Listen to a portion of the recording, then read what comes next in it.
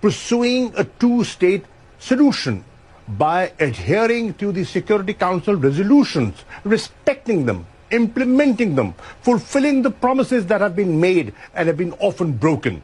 So, I believe that the answer is Israelis and Palestinians living side by side in peace, and it can only be done through a two-state solution, through negotiations, by cessation of hostilities, and ceasefire is the first step in that direction. Does that include condemning anti-Semitism and condemning statements? I am not justifying any of that.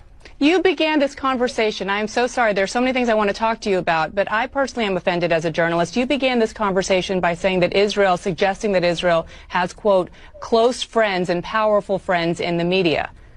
That is an anti-Semitic trope. No. What I'm saying is the perception. Look at the perception the world has. You cannot ignore that, ma'am. But that's a wrong perception. Could be wrong, but that's the perception.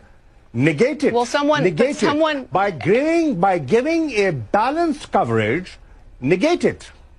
The onus is not on those who are being accused of things that aren't true. It's on people like you in powerful positions to say that that's wrong. Well, what we are saying, what is wrong, and I'm not shying away from that. What I'm saying is this insanity must come to an end. We must promote dialogue. We must sit and talk, and we must promote peace. Israelis and Palestinians, everybody has a right to live. They have a right to protect their children. Look at what's happening. 230 innocent people have been killed. More than 50,000 people have been displaced. 50 schools have been bombed. Hospitals have been targeted. Red Cross has been targeted.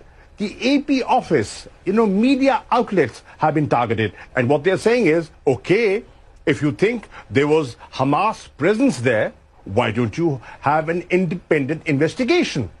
Well, I believe that Israel did provide in some information and shared intelligence with the U.S. But let's go back to the other side, because there are obviously Israeli casualties as well. And I keep bringing this up because if you're going to be an honest broker, then you have to approach something like this objectively. And that doesn't seem to be the place where you're coming from. Well, I am objective, and I would want to be objective. Loss of life, I will not condone. Every life, every human life is important.